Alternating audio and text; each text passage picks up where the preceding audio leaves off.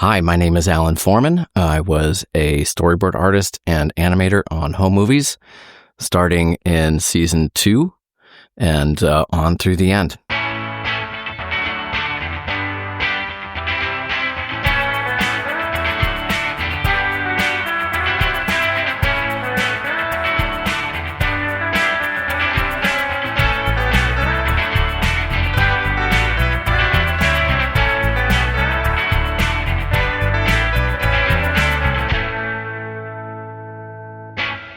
So my first question for you, Alan, is just a very basic and take as much time as you need.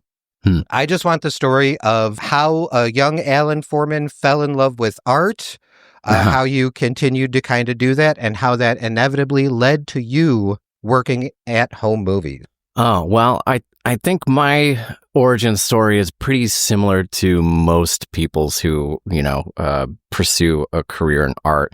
From the moment I could hold a crayon, pretty much all I cared about was drawing. My mother is an artist and her father was an artist, so I also grew up with it in the household. And yeah, there was nothing more I wanted in life than to just make art.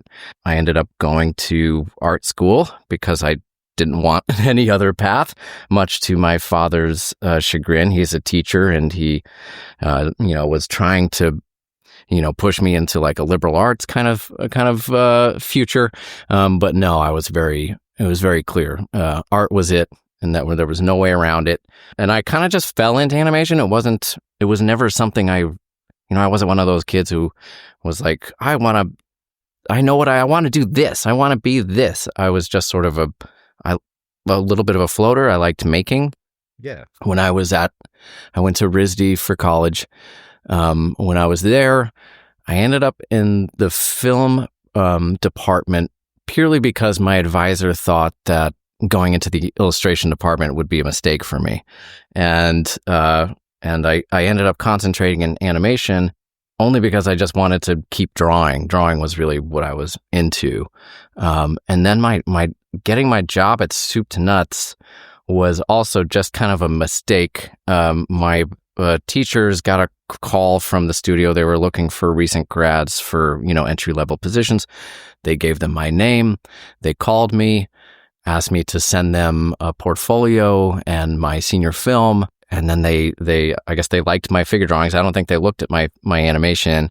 They brought me up for an interview and offered me the job. So the November after I graduated college, November 2000, I moved up to Boston from Providence, Rhode Island, and started working as an assistant animator at what was then Tom Snyder Productions.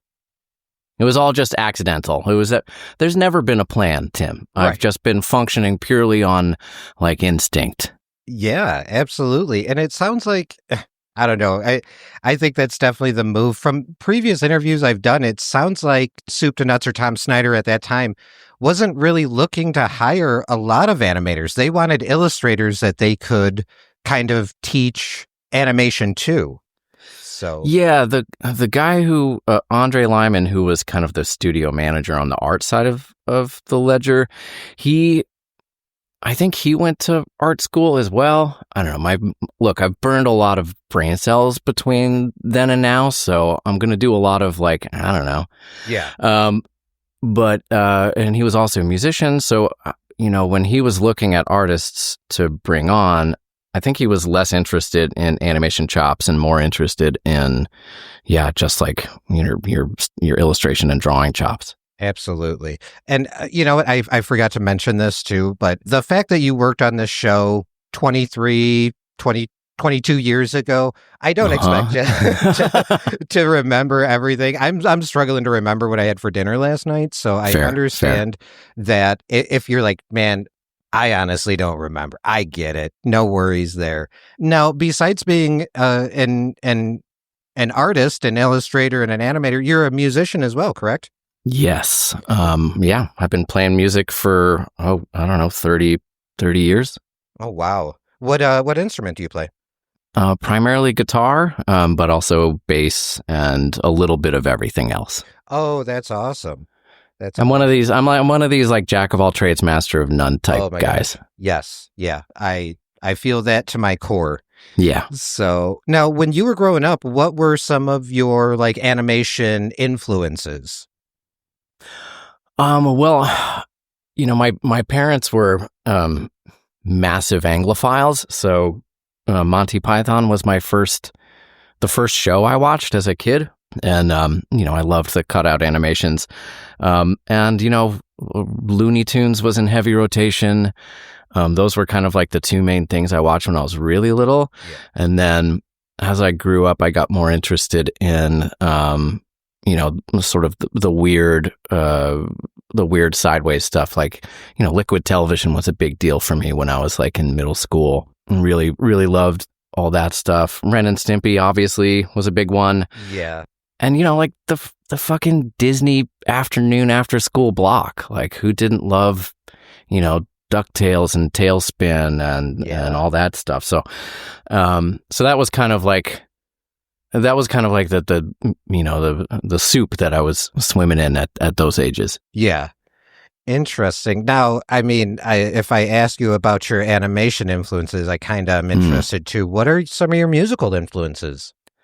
Oh, look, I'm a white kid with a guitar, so it's like, you're pretty standard, just guitar-based indie and alt rock from like the 90s and early 2000s. So, I'm going on a fucking Modest Mouse cruise in February. Nice. They're cruising from Miami to the Dominican Republic and back with, all these other bands from that era, Built to Spill and Ugly Casanova and Kurt Vile. So it's going to be, like a suburban white kid's dream. That's awesome. I think I've heard that 311 does a cruise as well. Oh my God. And Joel, if you're listening, go. You got to get on that. I know a guy named who's got a weird history with 311. Yeah. Yeah, a cruise seems like such a bold move to me, because I've heard comedians talk about cruise gigs and how if you go up there and you bomb, when I go to a club or a show and I bomb, I can kind of sneak out the back door mid-show and not have to deal with it. These people are like, yeah, you bomb, and then you got to wait in a food line with these guys, and they're like, oh, you're that comedian that bombed. And you're like, hey. Yeah. Oh my God. Well, we'll see. This is the first cruise I've ever been on. I'm not a cruise guy. I just thought it would be a weird thing to do. So here we go. It sounds like fun. Yeah, you'll have to let me know how that goes. Now, you said you started working on home movies around the second season. Yes. Were you familiar with the show before you started working on it? Or was it like, hey, this is what you're working on, and you're just discovering it as you go? So I was familiar with Dr. Katz. I was a huge fan of that show. I didn't really know about home movies. And because I also didn't have a television for a very long time. So I was kind of, a little out of touch with what was going on. They actually brought me on. It was during the time when the studio was switching over from Squiggle Vision to Flash. Right. And I actually was brought on for a different show, for a show called Hey Moni, which was on Oxygen and BET. Mm-hmm. I think I had about like 3 days to learn how to use Flash before production started. So that was kind of my main focus, was like, holy shit, I got to learn how to use a computer. I've never used a computer before in my life. I was one of the last people at RISD who was trained traditionally.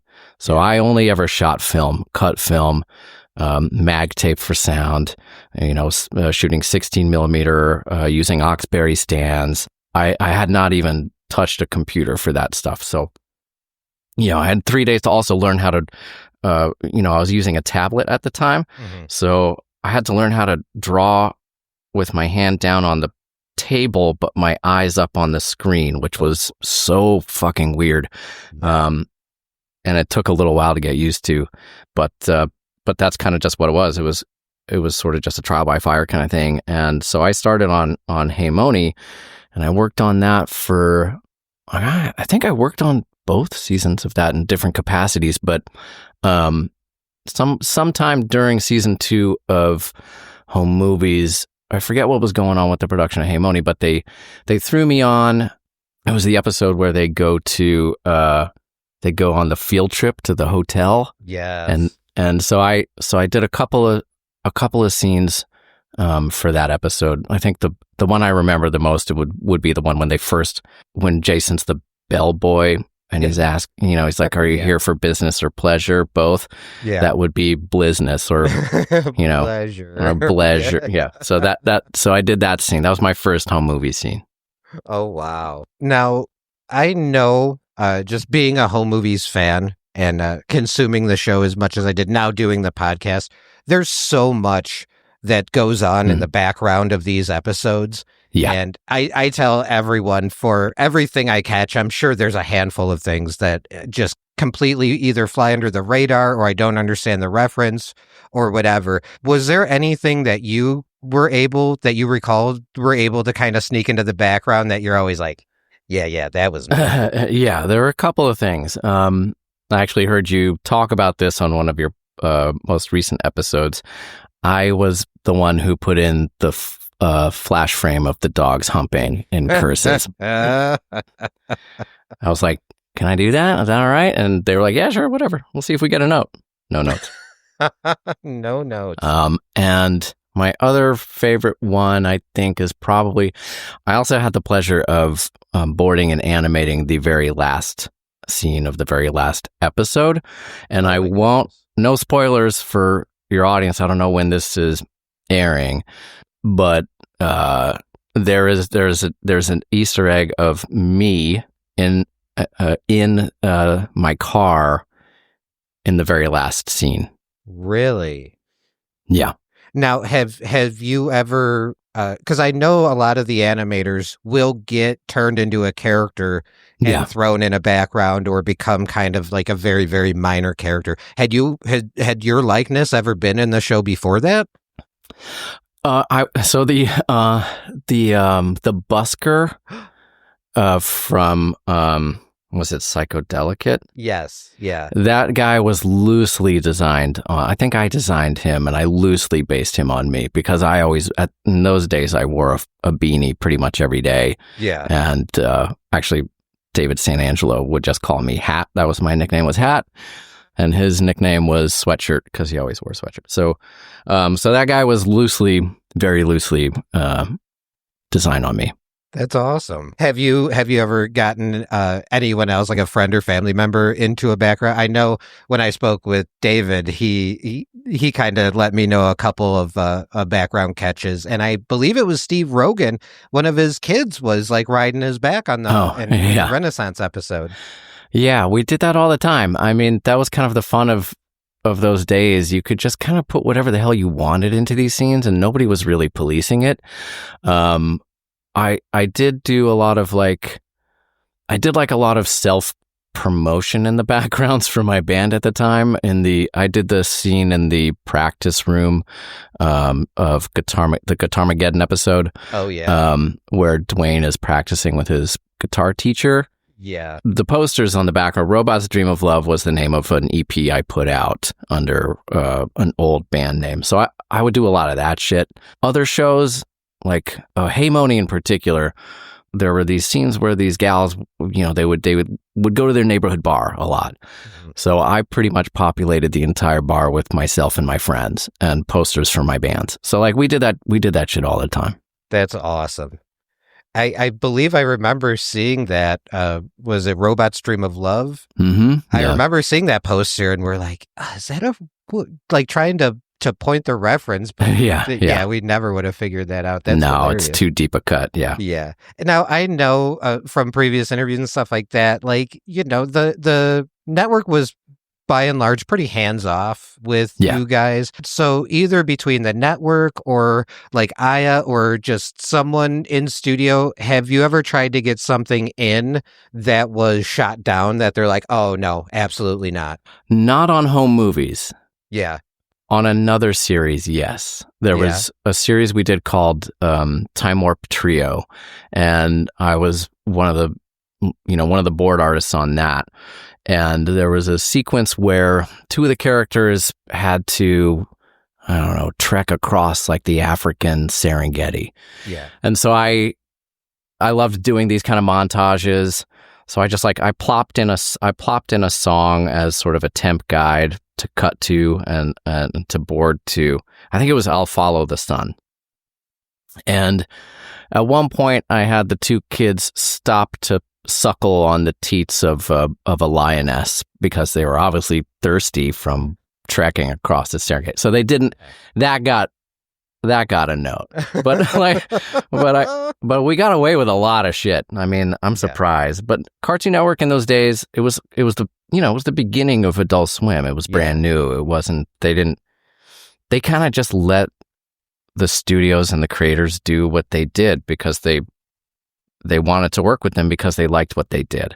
So, and Linda Semensky was running Cartoon Network at the time, and she's a really fantastic supporter of independent artists and really just letting artists follow their vision. Yeah, and I think that really kind of shines through in the show. I can't imagine what home movies would be if it was like noted to death, Yeah. So what was like to the best of your recollection, what was like just a typical day working on home movies? Well, it would start with a cigarette typically. And then, we were working in this, I don't know if other folks have described where we worked. We were working in the basement of a warehouse, and upstairs in Watertown, Massachusetts. And upstairs from us was a men's formal wear wholesaler. Okay. So first of all, the commute there was always, a little bit of a drag because I lived in Cambridge. I didn't have a car when I first started, so I'd have to take like 2 buses and then walk like 20 minutes up this fucking hill.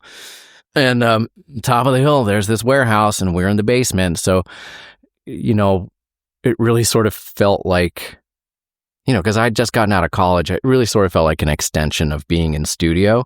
Yeah. You show up in the morning a little bleary-eyed because you had been up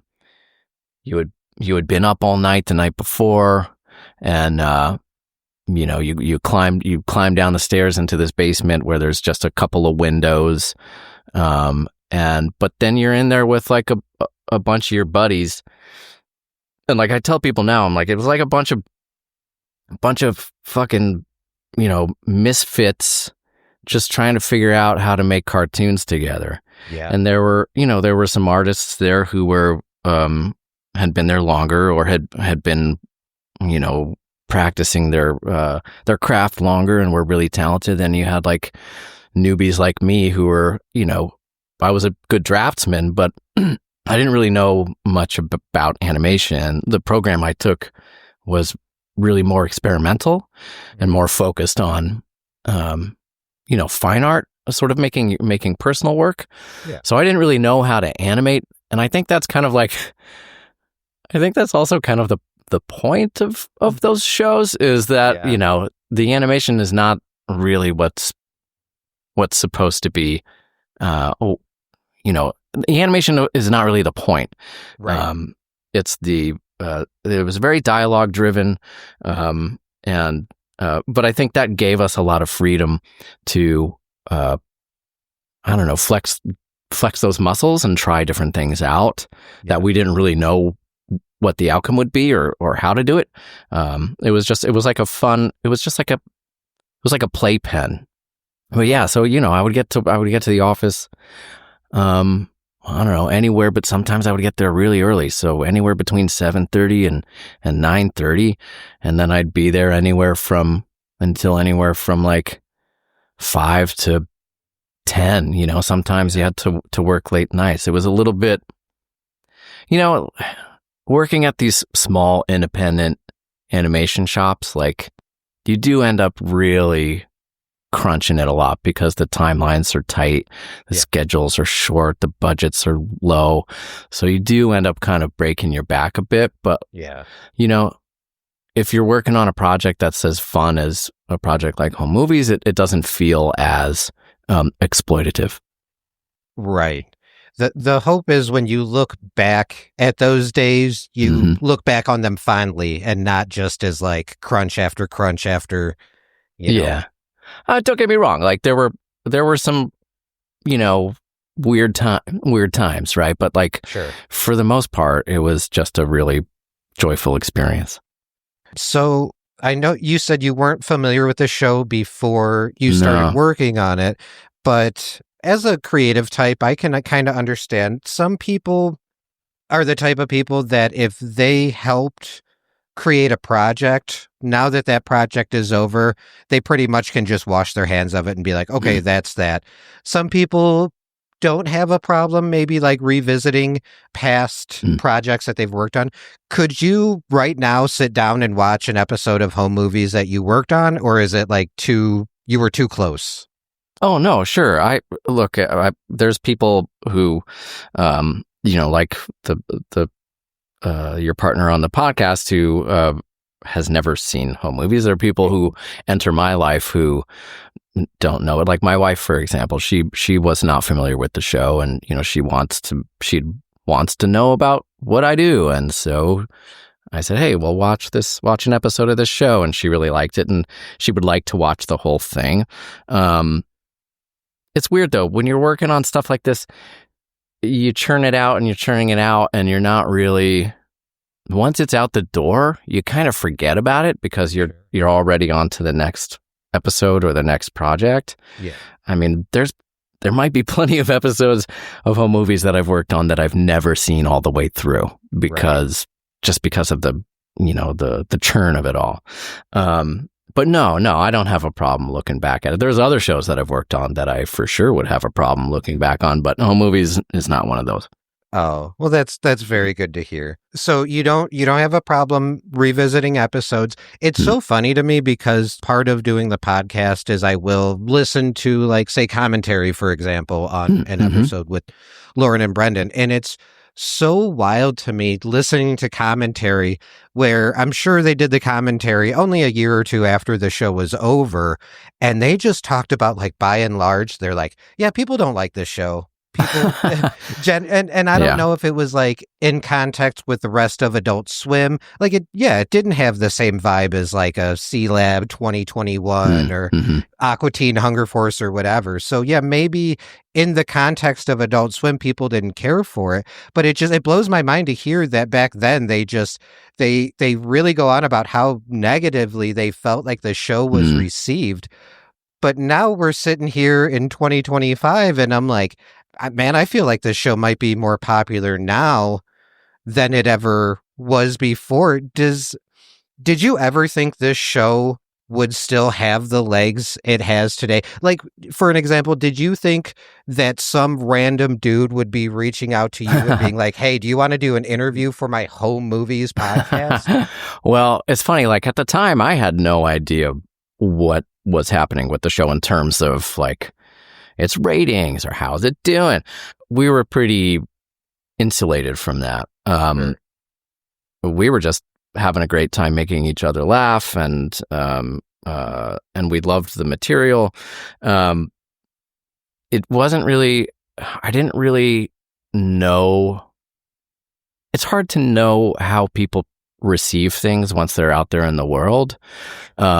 So I didn't really know how people felt about home movies until, actually I had a similar experience to, I think it was Phil was talking about the home movies messenger bags that we all got. Yeah. As part of, what this is your swag for this season. I think I had a similar experience on the train in New York where somebody saw my bag and recognized it.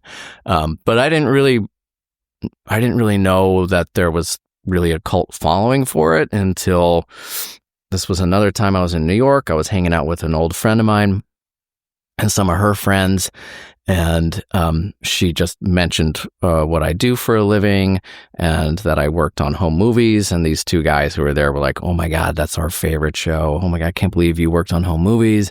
They like took a picture with me.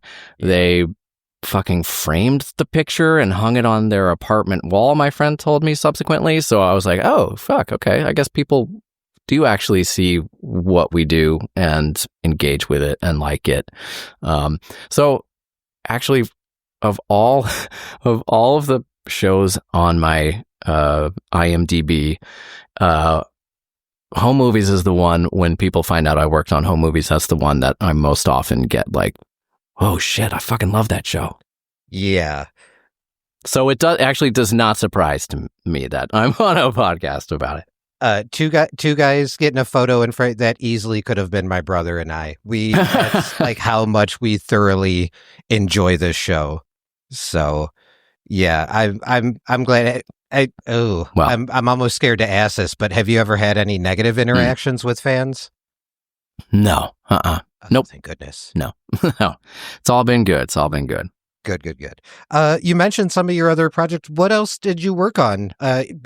Was there anything before Home Movies, or was Home Movies the first? Well, Hey Moni was the first, and then Home Movies, and then I kind of worked on a bunch of other projects that went through the shop there. So worked on a project called Watering Hole. These were just like short interstitial kind of pieces. Time Warp Trio, Word Girl. There's several projects that were in development that never saw the light of day. And then I moved on. There was a point in time, I think I'd been there for about 5 years. I worked on O'Grady as well, which I really enjoyed. After about 5 years, I was sort of feeling like I had maybe gone as far as I could go at Soup to Nuts. I really liked working there. I really liked the people a lot. They're still friends of mine to this day. Met such amazing talent there and great people. But I really wanted to progress. I wanted to direct. I wanted to, make the leap to the next level. Yeah. And I felt like it wasn't going to happen there. So, and I was also going through some personal things. And so I quit. And I freelanced for them for a little while, still doing some work on O'Grady. And then I got a job at another one of these kind of like smaller independent, Soup to Nuts style studios in New York. So I moved down to New York to a studio called Animation Collective, where I also sort of poached some people from Soup to Nuts, like Phil Andrews and another friend of mine, John Ranoni. And I was at that studio for 4 years until the financial crash of '08 took it out. And there I was working as a director and an art director and a storyboard supervisor and an assistant director on across multiple projects. And including stuff I worked on with Phil and Ranoni, like 3 Delivery, which was a kung fu action adventure show. These were like all on Nicktoons. A Speed Racer, the Speed Racer The Next Generation, which is a total piece of shit. And it hurts because it could have been really good. Right. But oh boy, is it bad. And Kappa Mikey and what else? I don't know, a bunch of stuff there. And then after that studio closed, I really didn't know what to do. This was at the end of 2008. I got laid off on December 12th, 2008. I remember I was in my car. It had broken down on the Taconic Parkway. And I got a call from my producer that everyone got laid off. And I had, about $800 to my name, and they owed me a bunch of money in back pay. And so I was a little bit lost. So I started, just poking around New York, seeing, having lunches with producers I'd worked with in the past, just trying to get a gauge get advice. Like, what do I do? I've never been in this situation before. So fortunately, a couple of my friends from RISD were working as directors at a commercial house in New York called Hornet. And they brought me in for a weekend of animation work. They were, trying to meet a deadline for a commercial for the Maryland Lottery Commission. They were doing these like animated reenactments of lottery winners' stories. They were really fun. So I did a weekend of work with them, and then that slowly turned into getting on the Rolodexes of all these like small independent commercial houses in New York as a traditional animator, a hand-drawn traditional animator. So I would get hired for sometimes a one-day job, like, hey, come in and animate this explosion for us. Great, thanks, see ya. Sometimes 3 months doing like a big campaign for like the X Games or Nike or AT&T or whatever. So I started doing that stuff. And just hustling, doing the New York hustle. And then eventually I started doing like shorts for Sesame Workshop and Nick Jr. and Nickelodeon and consulting and producing and, doing stuff for TED Conference and TED Ed. And during that time, I directed a pilot for a Nick Jr. series that eventually got greenlit and is now sadly winding down. It's been on a long run. They've been doing it for 10 years, Blaze and the Monster Machines. So that was fun. And then I started pitching my own original ideas, and I got a show in development at Nickelodeon and a show in development at Cartoon Network. The show in development at Nick, we ended up doing a 6-episode a animated short series of animated shorts called Mr. Sheep and Sleepy Bear and the Department of Dreams. That's available on YouTube if you want to check it out. But it ended up not going anywhere. The Cartoon Network thing ended up not going anywhere.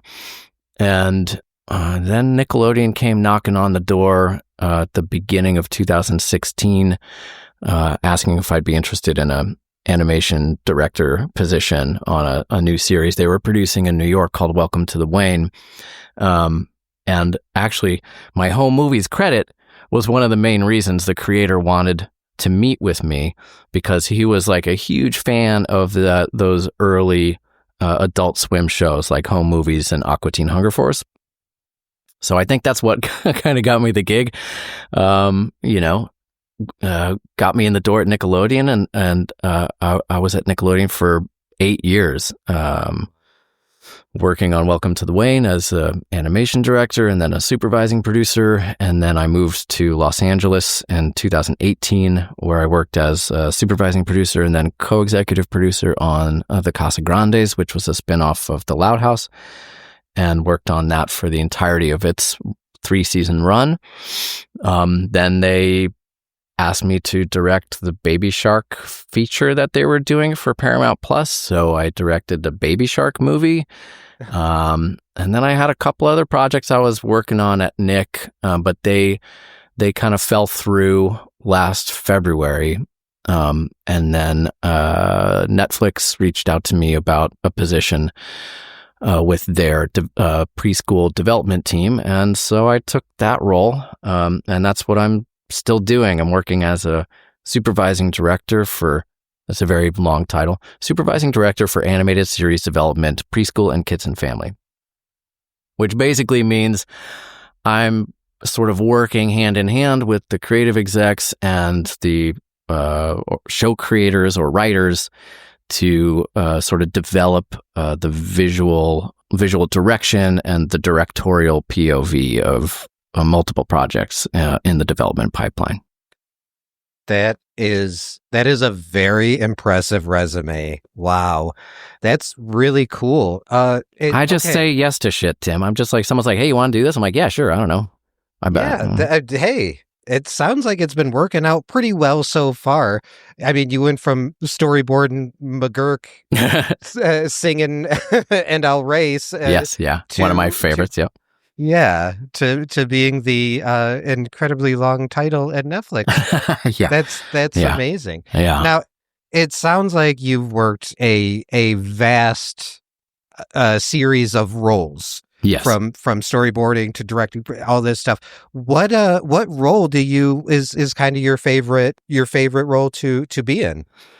Oh, Well, that's kind of like the fun thing about shops like Soup to Nuts and Animation Collective, because there's kind of scrappy DIY punk rock kind of joints where you get to wear lots of different hats. Because of my interest in audio and being a musician, at Soup to Nuts, I also got the opportunity to do some music for shows, and do some dialogue editing. So I really love that aspect of it too. So like, you do really end up becoming a bit of a Swiss Army knife. But I would say of all those things, I think storyboarding and directing are kind of my favorite things, because with storyboarding, you're the first, and I know Phil talked about this too, it's the first visualization of the words on the page. So you have a lot of control over how the viewer is going to be led through the story. So that's a really exciting moment. And being a director and helping to guide that is also really, really enjoyable. The role I'm in now kind of combines those two things in a really enjoyable way, because I'm also kind of like at the beginning gestational periods of projects as they're sort of, coming out of their primordial ooze and starting to take shape. So being able to influence and have any kind of influence over the sort of point of view and visual language of a project is just fucking cool. Yeah. And fun. It's just fun. Absolutely. Going back to home movies a little bit, Mm-hmm. just from, your time working on it and everything you've done on it, do you have a favorite character in the show? Oh, God. Yeah. Well, I mean, McGurk. He's just so much fun to board and animate, because he's like such a scumbag, but like, but with a heart of gold, Right. Yeah. I mean, anytime I could get a McGurk scene, I would be really happy. Like my favorites were, I forget the episode, but he wants to become a bartender. He decides he's going to become a bartender. So I got to do all the scenes where he's practicing at home and just getting progressively more drunk.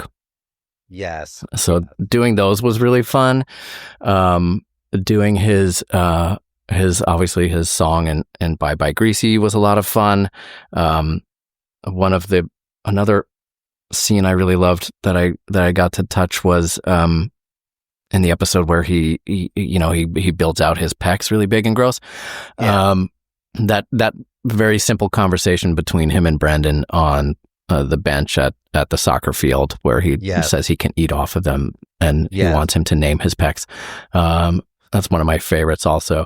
And he was just fun, because you could do he can be really understated and subtle, and he can also fly off the rails. So the range of McGurk, I would say, is the most fun for me to play with. Absolutely. And speaking of McGurk's range, I have a question for you, because we're actually getting towards the end of season 4 now. Yeah. We just have a handful of episodes left. So we very recently did the episode with Honky Magoo. Oh, the dog and the bird. And my co-host Adele, she was very fascinated by, I guess, McGurk's journey in this episode, because this is the episode where we see him, and now suddenly he's got a Zen garden starter kit, and he has a bonsai tree, and it looks like he's getting really into meditation. But simultaneously, like, nowhere in any of the dialogue or the script in general is it really like, and McGurk has a spiritual awakening. No. It's just, it's kind of happening in the background. Was that something that, like, the animators are like, hey, you know what? McGurk is now finding himself. I don't remember how that came about. I wasn't working so closely on those sequences. So God, that one you got me on that one. I have no answer for you. Oh, no worries. Now, this question, this could be as far as an episode you worked on, or if you do have an episode that you've casually watched, do you have a definitive favorite episode of Home Movies? Ugh. How do you pick from your children? Right. Actually, it's very easy. I know exactly which cat is the best in the house. But let's see. Favorite Home Movies episode.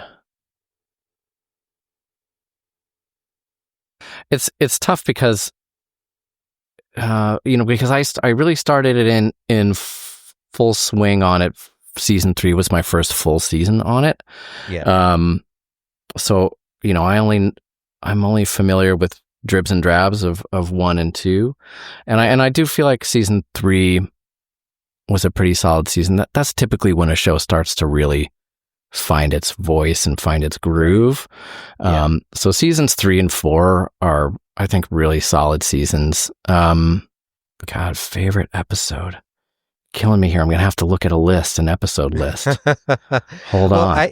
You're good. Yeah, go ahead and look, because I will say, I feel the same way. Season 3 has always been like, I'm always like, oh, that's my favorite season. But breaking down the episodes for season 4, I'm very like, man, season 4 really had some bangers in there as well. Yeah. So it's really tough. But my go-tos are always for season 3. If somebody is completely unfamiliar with the show, I always recommend Renaissance and Guitarmageddon. Yeah, Guitarmageddon's a really fun one. Renaissance is a classic. What's the? I'm trying to remember the episode where Melissa joins that kind of like Girl Scout cult. Yeah, that's season 3, episode 1, Shore Leave. Yeah, that's another one I really like. Yeah, and especially as a first episode of this season, I think it really sets the tone of like, all right, gang, we're not in season 2 anymore. Like, no, really... yeah, and like that episode in particular, like Damon really fucking raised the bar on everybody with the escape sequence. Yeah, it's just so fucking perfect. And everyone. Everyone was like, "Oh shit, okay, I guess we gotta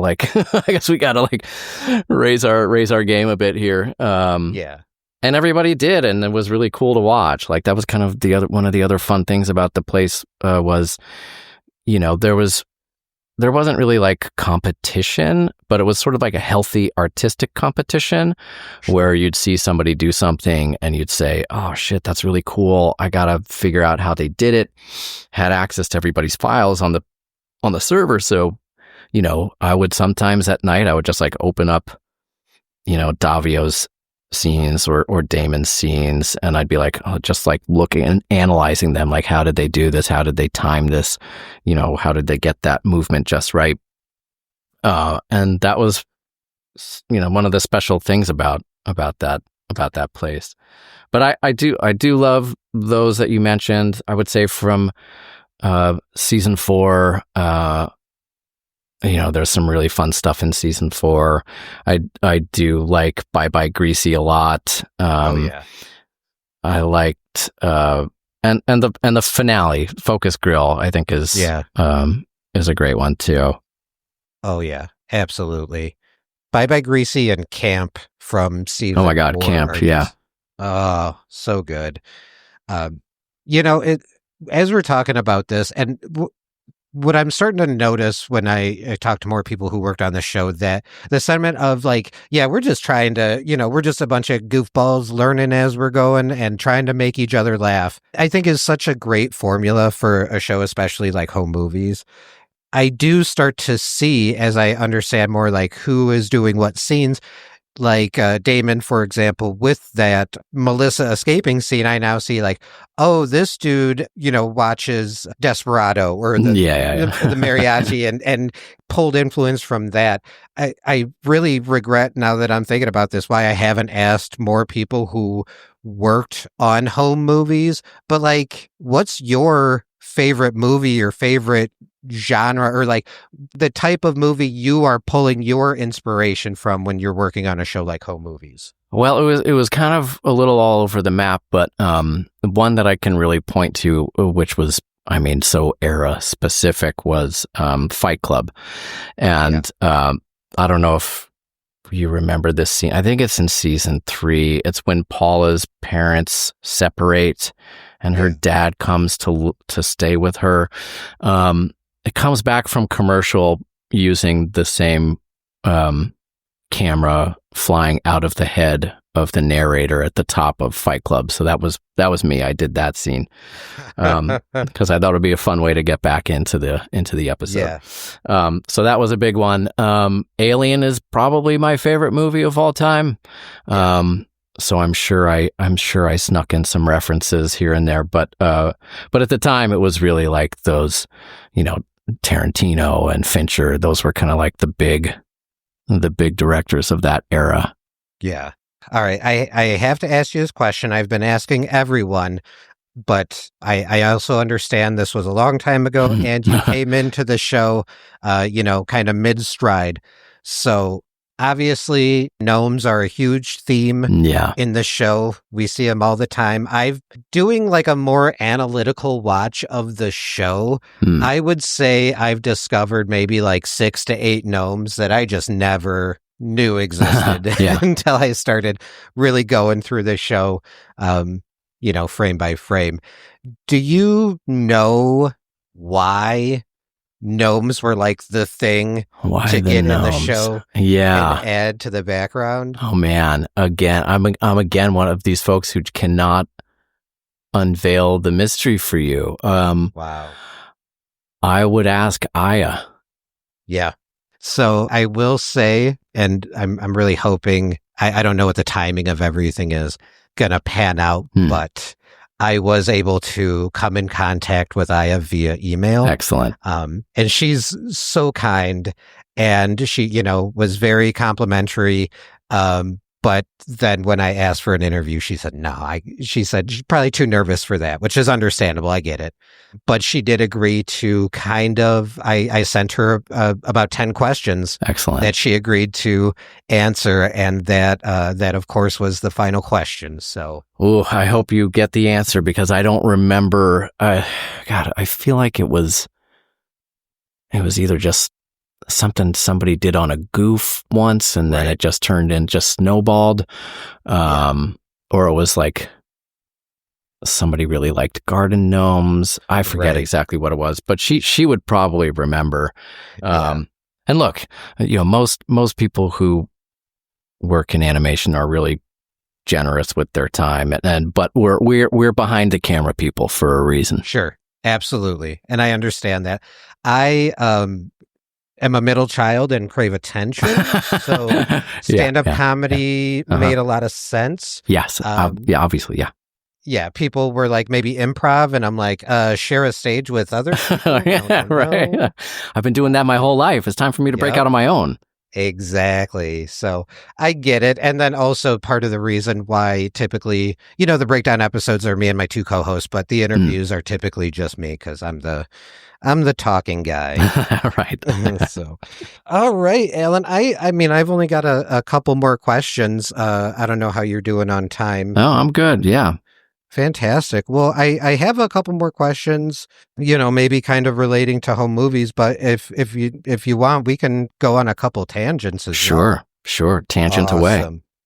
Well, now you're a musician, so I have to ask, like, are you like have you done like a lot of gigs and shows as far as music wise? Or are you more just like a record it and put it out there kind of musician? For a long time, a lot of gigs. A lot of gigs. And so, I started playing out in Providence when I was in college, but mostly like open mics and like house parties and shit. And then when I moved to Boston, I started playing out.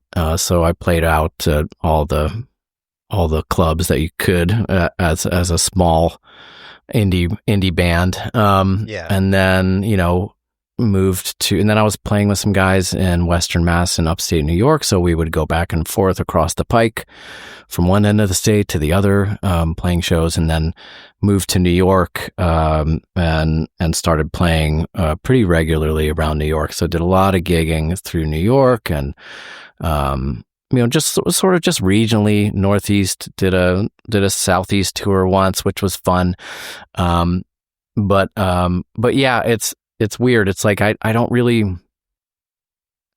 Performing is kind of like a double-edged sword for me. Like I don't really enjoy it, but it's fun. But it's like nerve-wracking, and I just like making stuff and putting it out there. So, all the bands I was in like 3 bands for a while there in New York, and they all kind of quietly wrapped up at the end of 2016. And since then, I've been just happy to just write and record on my own and put stuff out on my own and not have to think about the logistics of, finding band members and finding venues and trying to book. It's just, look, I'm too old for this shit now. Like these amps are heavy, man, and I don't want to carry that shit around. So I'm happy to just leave everything set up in my home studio, and just it's sort of turned into my my sort of art therapy, because drawing was my main passion in life, and then animation kind of ruined it, because you spend all day drawing and drawing and drawing and drawing, and I would get home and I'd be just completely burnt out on it, and the last thing I wanted to do was to keep drawing or animating. So I turned to music because it was different enough, but still an avenue for expression, that sort of became my personal art space where drawing used to be. And now animation and drawing is the day job, still a really great day job, but it's more and more difficult for me to do that sort of stuff outside of the office. Sure. I understand very much the nerve-wracking aspect of doing any kind of live arts. I can't imagine being alone on stage. At least I had my bandmates to hide behind. So solo stuff is even scarier. Yeah.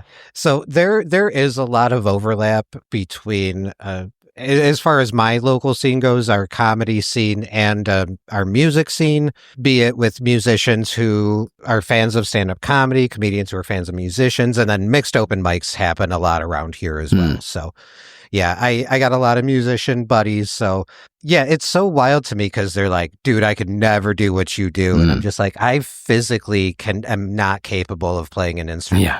I don't, we can play this. I can't do it all day because I physically cannot do it. Have you ever, now, again, I understand it's very nerve wracking.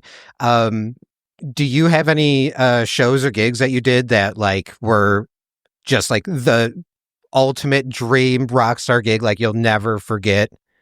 Yeah, I gotta say, like maybe the most fun I ever had on stage was when a friend of mine reached out to me and my bandmate and another friend of ours and said, I really want to play Weezer's Blue album front to back for a show. Would you guys be interested in learning the whole album and playing it together? I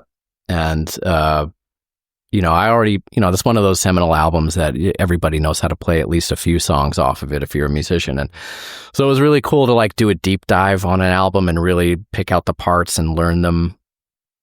And then to perform that on stage in front of a packed house, it's like, it's the closest I got to really understanding what it's like to have an entire room of people know your material and singing along with everything.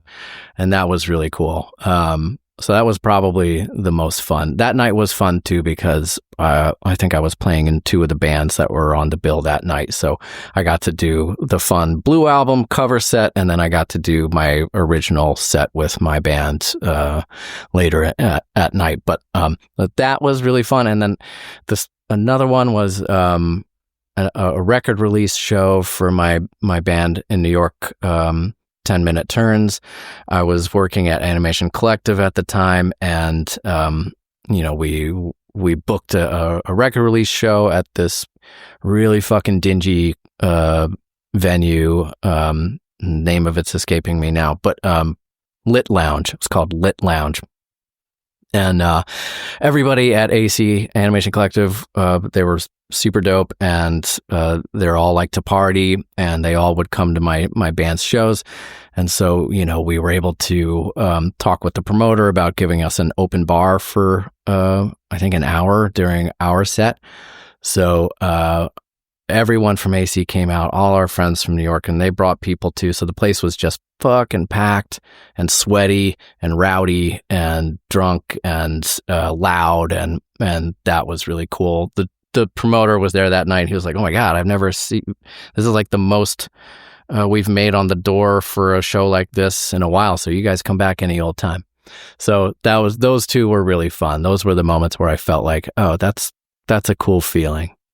That sounds amazing. I've had some very good comedy nights, but yeah, I don't know if it's quite gotten that well of a response. But now, feel free to say no to this question, but do you want to kind of flip the script a little bit? Do you have a like nightmare show or gig or even an open mic that you've done that you were just like, oh God, this is this is not what I thought it was going to be? Yeah.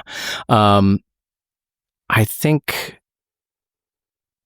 man, there've probably been millions of them that I'm blocking out. I mean, one of the rougher ones was when we were touring through Florida. I got the flu, and so performing with a fever is challenging. There was another time in Western Mass we were doing a Halloween party, and we were wearing these giant furry animal costumes, and we were all sick. So that those two were pretty awful. Yeah. But there was also there was a show, I forget, like in Inman Square in Cambridge or something. Forget the name of the joint, but it was the kind of show. It was like kind of an early show, and we were playing first. There was an out of town band that was playing after us, and we brought a very modest amount of friends who were willing to come to an early show. I would say we maybe had like 15 people there. Yeah. But as soon as we were done, they all split, and we all went outside to like smoke cigarettes and hang out. And then the touring band set up and played for their girlfriends. And then I think they made it 4 songs in, and they were like, okay, forget it. We're not doing this anymore. And they left. Yeah. I felt pretty fucking bad about that. That sucked. Yeah. Yeah. But that happens a lot. It happens a lot. You're trying to like get in front of people. Yeah. Oh, absolutely. And, it's an unfortunate thing that happens in comedy too, where one person on a show will bring a nice chunk of the crowd, be it friends or family. And then when they're done performing, the crowd doesn't really give a shit what happens after that. Right. It's really unfortunate. I also help run an open mic. And when that happens, we try to encourage the comedian, one, to go towards the end of the list, let the other comedians go first. But 2, to like encourage your friends and family to, stick around for the show afterwards. But do you guys have in music, this is a pretty common thing in comedy, do you guys have, we call them bringer shows? Bringer shows? I'm not sure what that.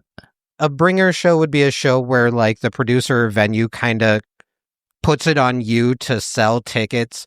Like that you might get booked for the show, and then they give you a stack of tickets as well. And it's like, it's almost like a pay to play thing. You got to sell X amount of tickets before you're actually making for sure. Yeah. I mean, they wouldn't give us the tickets. They would just say, where the sound person and the door person and the bartender all need to make X amount of money from the take of the door.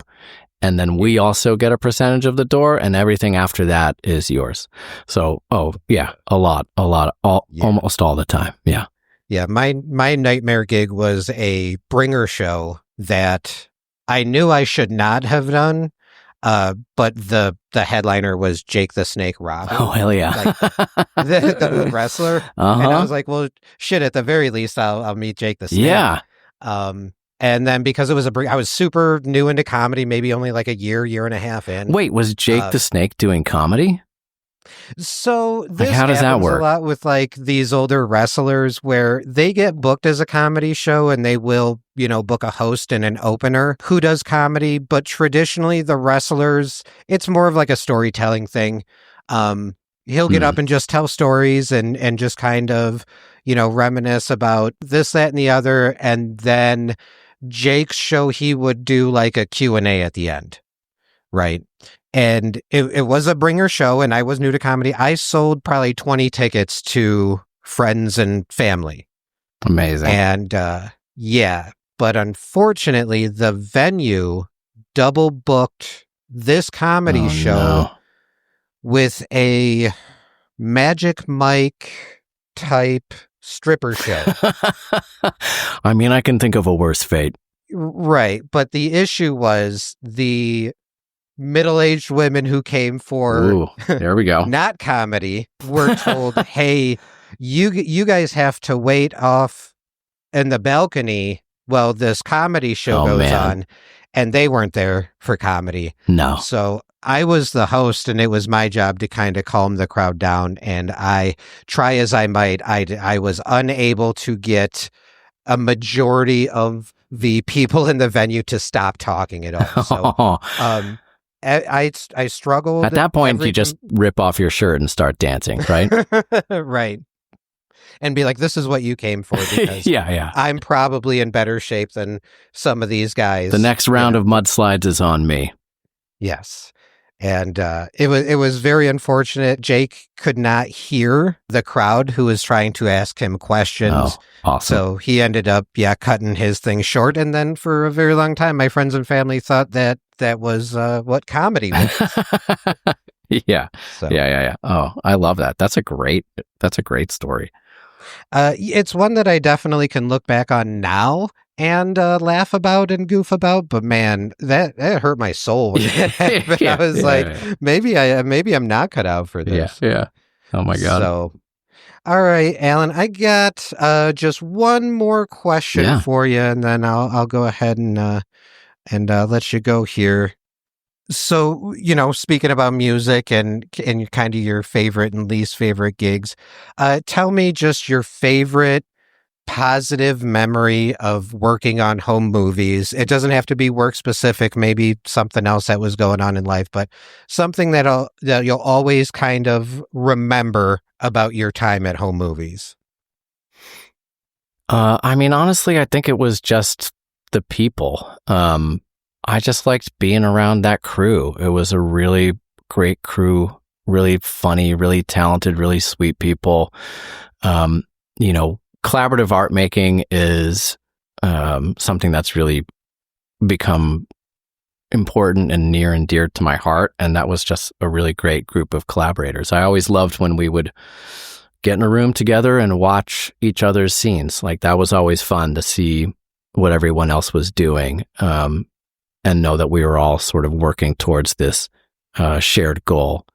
Like, it's just special. And that was a special time and a special group of people that will never be recreated. And that's what I love the most about it.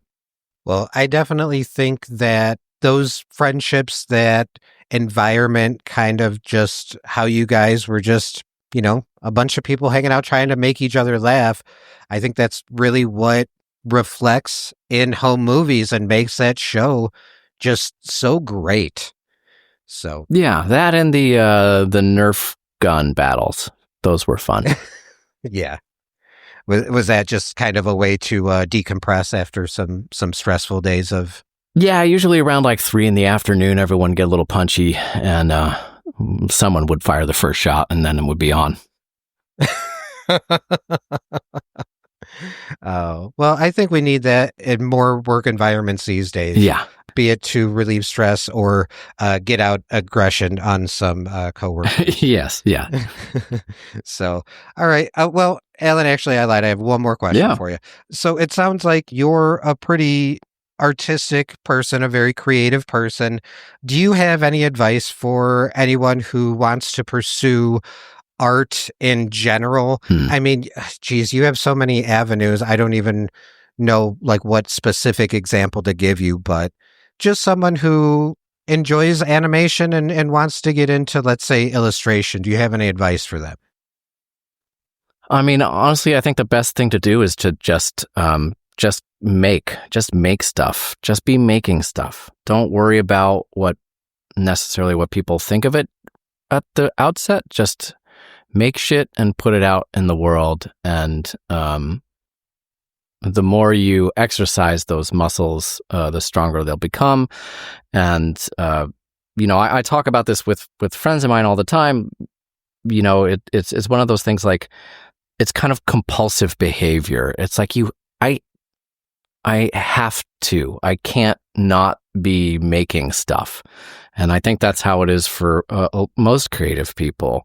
And I think animation in particular is a little masochistic because, drawing the same thing 1,000 times, just slightly different, it takes a certain type of pathology to really want to do that. But there is kind of an alchemy to it. There's a magic to it. I feel the same way about all the creative endeavors, whether it's music or comedy or writing, or painting, animation, illustration. Like it is like a kind of a magic and an alchemy. When you get to the final product, you're like, whoa, that's crazy. Like, oh my God, my drawing moves. Oh my God, that joke fucking slams. And oh my God, that melody and that harmony are really gelling beautifully, and it's really that sort of magic is fantastic. So like for people who are creative people, just make stuff.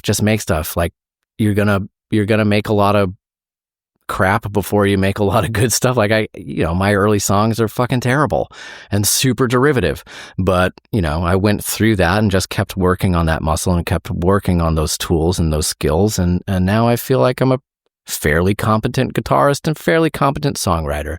And same thing with animation. I didn't know shit about animation when I got my first job in animation. I didn't really know how to animate, but I just got into a situation where I was doing it regularly, and the more you do it, and the more you sort of like are around other people who are making and are doing things that are maybe like a little more advanced than you, the more you can learn, and the more you'll grow. So I think I really became a better animator just from doing it. So you just have to do it. Just make stuff, and like, don't worry about a job. Like, don't worry about like, oh, I need a job in order to do this. No, you don't necessarily need a job in order to do it. You should just feel free to make shit and put it out there in the world. Absolutely, that is amazing advice, Alan. Thank you so much for that. Yeah. And genuinely, thank you so much for talking to me. This was such a great conversation. I really appreciate it. Well, thank you, Tim. I appreciate you. It was very nice to chat with you. And I very much enjoy the podcast, and it's been great to relive these episodes through yours and your partner's eyes. Thank you so much for that. Alan, is there anything you want to plug or promote or kind of steer people towards that either is already out there or you're currently working on? Well, my current recording project is called 16 by 9. So the number 16:9, like the aspect ratio, and you can find it on all of the streaming services. Check out the Baby Shark movie. It's actually really fucking good. It's full of heart and the songs are bangers. It's on Paramount Plus, and, I don't know, keep watching home movies because it's a great show, and I love that it continues to have a life. Oh, well, thank you again, Alan, so much. I really appreciate you taking the time to talk to me. We only have a few episodes left to break down in the podcast, but if I have any questions, is it okay if I reach out to you and bug you about things to see if you remember? Oh, yeah, of course. And especially after you get through the finale, I'm really curious to hear what you all think about that episode. So yeah, don't hesitate. Don't be a stranger, Tim. Yeah, same to you. I appreciate it. I will definitely be in touch when I start breaking down the finale episode. So thanks again, Alan Foreman. And yeah, really, really fun interview. I appreciate it. You got it, man. Thank you. All right, you take care now. That's going to do it for this episode of Rewatching Home Movies. Thanks again to Alan Foreman for that wonderful conversation, and thanks to Nick for the refresh of our logo, and Chris Bongat for the use of our theme song. If you liked what you heard, you can check out our Linktree at linktree/RHMPod. There you can like, follow, and subscribe. Send us an email to request free stickers, or leave us a 5-star review. We'll be back next week where we talk about our interview with Alan Foreman, Philip Andrews, and we break down Season 4. On behalf of myself, Tim, and my co-host Marcin, and Adele, thank you for rewatching home movies with us. We'll see you next week. Bye.